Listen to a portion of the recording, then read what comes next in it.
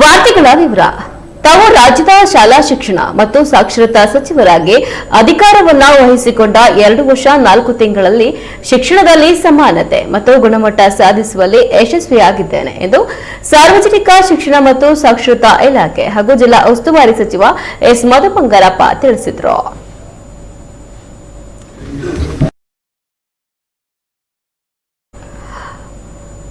ಅವರಿಂದು ಪತ್ರಿಕಾ ಭವನದಲ್ಲಿ ಮಾಧ್ಯಮದವರೊಡನೆ ಸಂವಾದ ಕಾರ್ಯಕ್ರಮದಲ್ಲಿ ಮಾತನಾಡಿ, ರಾಜ್ಯದಲ್ಲಿ ಕಾಂಗ್ರೆಸ್ ನೇತೃತ್ವದ ಸರ್ಕಾರ ಅಸ್ತಿತ್ವಕ್ಕೆ ಬಂದ ಸಂದರ್ಭದಲ್ಲಿ ಎಲ್ಲಾ ಇಲಾಖೆಗಳಿಗಿಂತ ಹೆಚ್ಚು ಸಮಸ್ಯೆಗಳುಳ್ಳ ಇಲಾಖೆಯನ್ನೇ ಪಕ್ಷದ ಮುಖಂಡರು ನನಗೆ ನೀಡಿ ದೊಡ್ಡ ಜವಾಬ್ದಾರಿಯನ್ನ ವಹಿಸಿದ್ರು. ಅದನ್ನ ಅತ್ಯಂತ ನಿಷ್ಠೆ ಮತ್ತು ಗೌರವದಿಂದ ನಿಭಾಯಿಸಿದ್ದೇನೆ. ತಾವು ಇಷ್ಟು ಪರಿಣಾಮಕಾರಿಯಾಗಿ ಕೆಲಸ ಮಾಡುತ್ತೇನೆಂಬ ನಿರೀಕ್ಷೆಯನ್ನ ಜನರಾಗಲಿ ಅಥವಾ ಪಕ್ಷದಲ್ಲಿ ಕೆಲವು ಮುಖಂಡರಾಗಲಿ ಮಾಡಿರಲಿಲ್ಲ.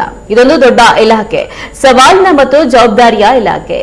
ಈ ಇಲಾಖೆಯ ಅಡಿ ರಾಜ್ಯದಲ್ಲಿ 46,000 ಶಾಲೆಗಳು ಬರ್ತವೆ. ಇಲಾಖೆಯಲ್ಲಿನ 70% ಸಮಸ್ಯೆಗಳನ್ನ ಬಗೆಹರಿಸಿದ ತೃಪ್ತಿ ನನಗಿದೆ. ಇನ್ನು ಇಂದಿನ ಜಾತಿ ಧರ್ಮ ವ್ಯವಸ್ಥೆಯನ್ನ ಮೀರಿ ಇಲಾಖೆಯಲ್ಲಿ ಸುಧಾರಣೆಗಳನ್ನ ತಂದಿದ್ದೇನೆ. ಇನ್ನು ಮಕ್ಕಳು ಹೂಗಳಿದ್ದಂತೆ ಅವುಗಳನ್ನ ಬಾಡದೇ ಇರುವಂತೆ ನೋಡಿಕೊಳ್ಳುವುದು ನನ್ನ ಇಲಾಖೆಯ ಜವಾಬ್ದಾರಿಯಾಗಿದೆ ಎಂದು ತಿಳಿಸಿದ್ರು.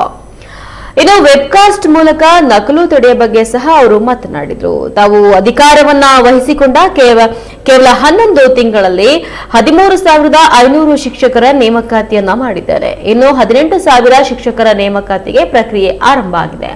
ಇನ್ನು ಒಂದು ಸರ್ಕಾರಿ ಶಾಲೆಯಲ್ಲಿ ಕೇವಲ 1 ಮಗುವಿದ್ರೂ ಅದನ್ನ ಮುಚ್ಚುವ ಪ್ರಸ್ತಾಪವನ್ನ ನಾನು ಮಾಡಿಲ್ಲ. ಸರ್ಕಾರಿ ಶಾಲೆಯಲ್ಲಿ ಉತ್ತಮ ಶಿಕ್ಷಣವನ್ನ ನೀಡೋದೇ ನನ್ನ ಇಲಾಖೆಯ ಪ್ರಮುಖ ಉದ್ದೇಶ ಎಂದು ಭಾವಿಸಿದ್ದೇನೆ ಎಂದು ತಿಳಿಸಿದರು.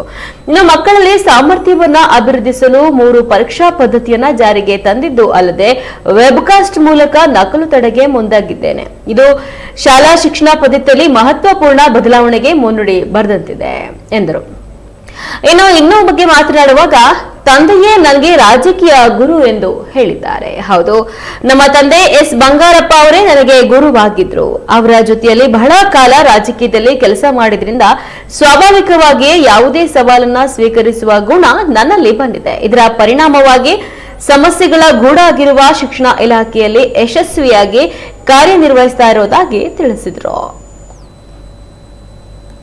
ಶುದ್ಧವಾಗಿರ್ತದೆ ಯಾವತ್ತೂ ಕೂಡ. ಅದನ್ನ ಅನುಭವದ ಮೇಲೆ ಕೆಲಸದ ಅನುಭವದ ಕೊರತೆ ಮೇಲೂ ಕೂಡ ಕೆಲವು ಮಾತಾಡಿರ್ಬೋದು. ಯಾಕಂದ್ರೆ ಮನುಷ್ಯರು ಯಾವಾಗಲೂ ಕೂಡ ಇರ್ತದೆ, ಅವ್ರು ಎಷ್ಟೇ ದೊಡ್ಡ ವ್ಯಕ್ತಿ ಆದ್ರೂ ಕೂಡ.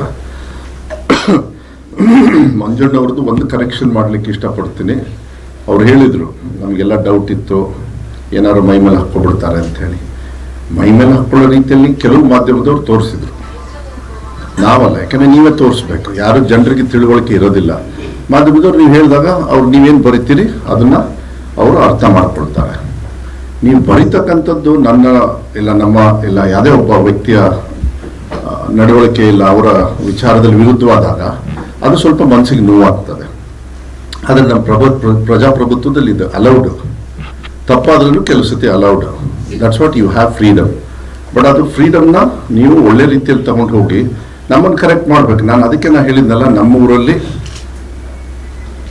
ನಾ ಹುಟ್ಟಿದ ಊರಲ್ಲಿ, ಯಾಕೆಂದ್ರೆ ನಮಗೆಲ್ಲ ಗೊತ್ತಿರಲಿಲ್ಲ. ನಾವೆಲ್ಲ ಬಂದು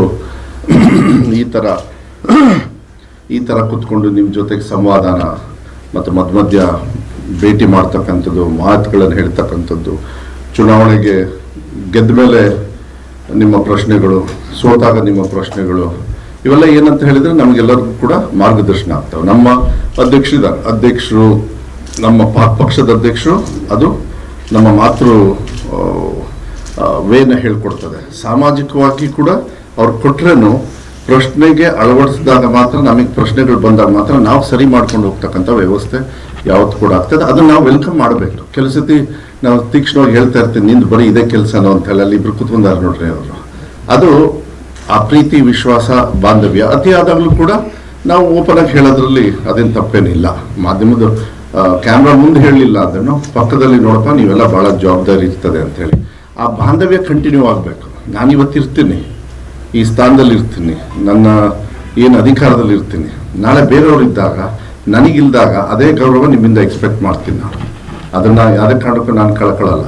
ಮತ್ತೆ ಸಮಾನ ಅಧಿಕಾರ ಇಲ್ಲದೆ ಅಧಿಕಾರ ಇದ್ದು ಬರೋನೇ ನಾನು ಬಂದು ಮಾಡಬೇಕು. ನಿಮಗೆ ಆಸೆ ಬರಬೇಕು, ಇಲ್ಲ ಮಧುವ್ರನ್ನ ಕರೆಸ್ಬೇಕು, ಚೆನ್ನಾಗಿ ಮಾತಾಡಬೇಕು ಅಂಥೇಳಿ. ಯಾಕೆಂದರೆ ಬಂಗಾರಪ್ಪಾಜಿ ಅವ್ರು ನೆನೆಸ್ಕೊಂಡ್ರಿ ನೀವು. ಯಾಕೆ ನೆನೆಸ್ಕೋತೀರಿ? ಅವರು ತೀಕ್ಷ್ಣವಾಗಿರ್ತಕ್ಕಂಥ ಉತ್ತರಗಳು, ನೀವು ಕೇಳ್ತಕ್ಕಂಥ ಪ್ರಶ್ನೆಗೆ ಅವರು ಎಲ್ಲಿ ನಿಮ್ಮನ್ನು ಯಾವ ರೀತಿ ಹತೋಟಿಯಲ್ಲಿ ಇರಬೇಕು ಅವರ ಎಕ್ಸ್ಪೀರಿಯನ್ಸಲ್ಲಿ ನಾವೆಲ್ಲರೂ ನೋಡಿದ್ವಿ. ನಾವೆಲ್ಲ ಅಷ್ಟೊಂದು ಪ್ರೆಸ್ಸಲ್ಲಿ ಅವ್ರು ಕೂತ್ಕೊಂಡಾಗ ಅನುಭವ ನಮಗಂತೂ ಇರಲಿಲ್ಲ. ಆದರೆ ನಾನು ನಿಮಗೆಲ್ಲರೂ ಸಚಿವರಾಗಿ, ಯಾಕೆಂದರೆ ಯಾರೂ ಎಕ್ಸ್ಪೆಕ್ಟ್ ಮಾಡಿರಲಿಲ್ಲ. 2 ವರ್ಷ 4 ತಿಂಗಳಾಯಿತು. 2 ವರ್ಷ 4 ತಿಂಗಳಲ್ಲಿ ನಾನು 2 ವರ್ಷ 4 ತಿಂಗಳ ಹಿಂದೆ ನೋಡಿದಾಗ ಸಚಿವರಾಗಿ ಹೇಳಿದರು, ನಮ್ಮ ಹೆಸರುಗಳು ಬಂದವು. ಅದಾದಮೇಲೆ ಈ ಪೋರ್ಟ್ಫೋಲಿಯೋ ಯಾವ್ದು ಕೊಡ್ತಾರೆ ಅಂಥೇಳಿ ಮಾಧ್ಯಮದವರು ಒಂದೊಂದು ಹಾಕಿದ್ರು. ನಮ್ಮ ಕುಲ್ಲು ಕಸಬು ಒಬ್ಬರು ಹಾಕಿದ್ರು, ಒಬ್ಬರು ಇನ್ನೊಂದು ಹಾಕಿದ್ರು. ಅದೆಲ್ಲ ಇರ್ತದೆ, ಯಾಕಂದರೆ ನೀವು ಊಹಾಪೋಹ ಮಾಡ್ತೀರಿ. ಈಗಲೂ ಮಾಡ್ತಾ ಇದ್ರಿ, ಕೆಲವ್ರನ್ನ ತೆಗಿತಾರೆ, ಕೆಲವ್ರನ್ನ ಉಳಿಸ್ತಾರೆ ಅಂತ. ಅದು ನಿಮ್ಮ ಕಂಟ್ರೋಲ್ ಇಲ್ಲೇ ಇಲ್ಲ. ನಮ್ಮ ಪಾರ್ಟಿಯಲ್ಲಿ ನೀವು ಎಷ್ಟೇ ಪ್ರಶ್ನೆ ಹಾಕಿದ್ರು ನಾವು ಇರ್ತದೆ ನಿಮ್ಮ ಪ್ರಶ್ನೆ, ಬಾಯಿ ಮುಚ್ಕೊಂಡಿರ್ಬೇಕು, ಹೈಕಮಾಂಡ್ ಜವಾಬ್ದಾರಿ ಕೊಡ್ಬೇಕು ಅಷ್ಟೇ, ಮತ್ತಿನ್ನೇಲಿಲ್ಲ ನಮ್ಮ ಇದ್ರೊಳಗೆ. ಸೊ ಆ ಪ್ರಶ್ನೆ ಆದಷ್ಟು ನೀವೇ ಎಡಿಟ್ ಮಾಡಿಬಿಟ್ರೆ ಒಳ್ಳೇದು, ಬಿಫೋರ್ ಯು ಆಸ್ಕ್. ಆದರೆ ನನಗೆ ನಾನು ಎಕ್ಸ್ಪೆಕ್ಟ್ ಮಾಡಿರಲಿಲ್ಲ ಮಾನ್ಯ ಮುಖ್ಯಮಂತ್ರಿಗಳು ಇಷ್ಟೊಂದು ದೊಡ್ಡ ಇಲಾಖೆ, ಇದು ಬಹಳ ದೊಡ್ಡ ಇಲಾಖೆ, ಇದು ಒಳ್ಳೆ ವ್ಯಕ್ತಿತ್ವನ ಫೌಂಡೇಶನ್. ಇದೆಲ್ಲ ನಾವೆಲ್ಲರೂ ಇವತ್ತು ನಾನು ಇಲ್ಲಿ ಕುತ್ಕೊಂಡಿದ್ದೀನಿ ಅಂದರೆ ಫೌಂಡೇಶನ್ನು ಮೇರಿ ಮಾಕ್ಲೆಟ್ ಸ್ಕೂಲು, ನಮ್ಮ ಅಲ್ಲಿ ಅವಾಗ ನರ್ಸರಿಗೆ ಎಲ್ಲಿ ಹೋದ್ನೋ ಗೊತ್ತಿಲ್ಲ, ನಂಗೆ ನೆನಪಿಲ್ಲ ಅಷ್ಟೊಂದು, ಯಾಕೆಂದರೆ ಗೊತ್ತೇ ಆಗಲಿಲ್ಲ. ಅಲ್ಲಿ ನನಗೇನು ಕೆಲಸ ಅವ್ನು ಕೊಟ್ಟಿದ್ರು, OBC ಇರ್ಬೋದು, ಬೇರೆ ಬೇರೆ ಜವಾಬ್ದಾರಿ. ಆ ಟೈಮಲ್ಲಿ ನಾನು ಎಕ್ಸಿಕ್ಯೂಟ್ ಮಾಡಿರೋದು ರೀತಿ ಮೇಲೆ ಇಲ್ಲ ಅವ್ರಿಗೆ ಕೊಡಿ, ಅವನು ಚಾಲೆಂಜಿಗೆ ತಗೊಳ್ತಾನೆ ಅಂತ ಶಾಲೆಯಲ್ಲಿ ಕೊಟ್ಟಿದ್ದೀನಿ ನಾನು.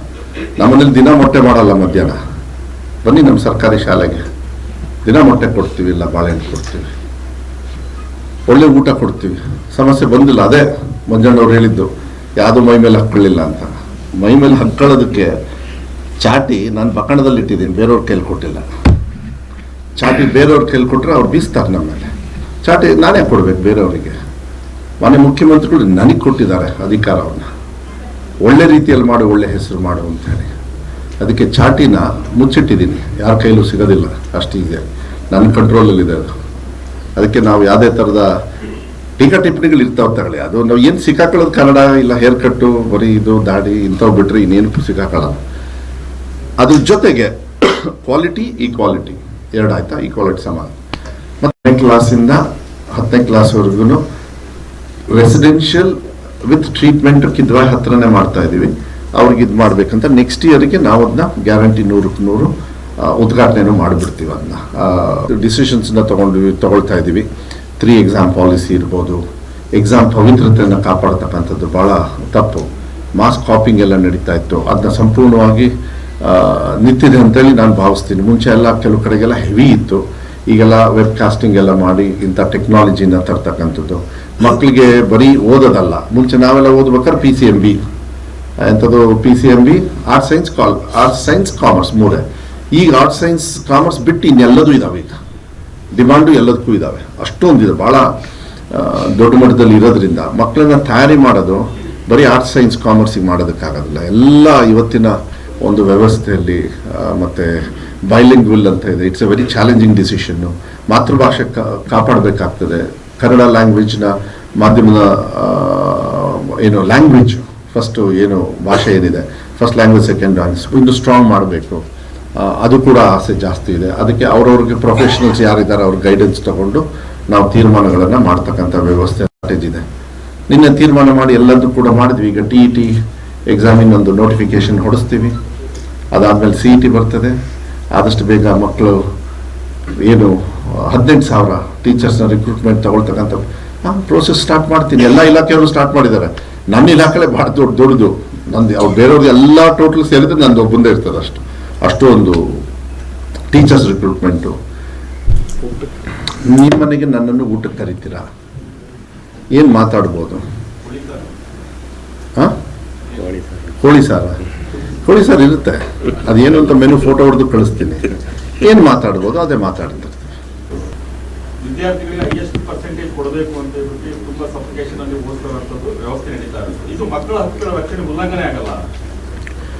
ನಮಗೆ ಕೆಲವು ವಿಚಾರಗಳು, ಯಾಕೆಂದರೆ ಪ್ರೈವೇಟ್ ಶಾಲೆಯಲ್ಲಿ ಒಳಗಡೆ ಕೆಲವು ಸತಿ ಏನಾಗ್ತದೆ, ನಮ್ಮ ಅಧಿಕಾರಿಗಳು ಇರೋದಿಲ್ಲ, ಅವ್ರದ್ದೇ ಆಗಿರ್ತಕ್ಕಂಥ ಮಾಹಿತಿಗಳು ಬಂದಾಗ ನೀವು ಈ ಥರ ಮಾಡ್ತೀರಾ ಅಂಥೇಳಿ ನಮ್ಮ ಆಫೀಸರ್ಸಿಗೆ ಹೇಳಿ ಅದನ್ನು ಹತೋಟಿಗೆ ತರ್ತಕ್ಕಂಥ ವ್ಯವಸ್ಥೆ.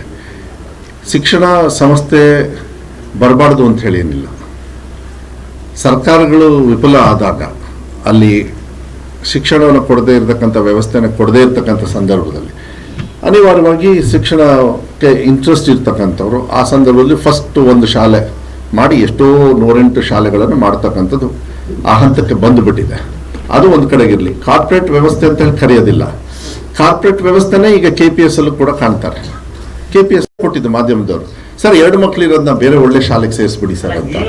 ನಾನು ಇನ್ನೂ ಮಾಡೇ ಇಲ್ಲ, ನಂಬರ್ 1. ನಂಬರ್ 2, ಯಾರು ಮಾಡಿದಾರೆ ಅವ್ರಿಗೆ ಕೇಳ್ಬಿಡಿ ಒಂದ್ಸತಿ, ಅದು ಸೆಂಟ್ರಲ್ ಪಾಲಿಸಿ. ನಂಬರ್ 3 ಇದನ್ನ ಪಬ್ಲಿಕ್ ಡೊಮೈನಿಗೆ ಹಾಕಿದ್ದೀವಿ. ಇನ್ಕ್ರೀಸ್ ಮಾಡೋಕ್ಕೋಸ್ಕರ ಈಗ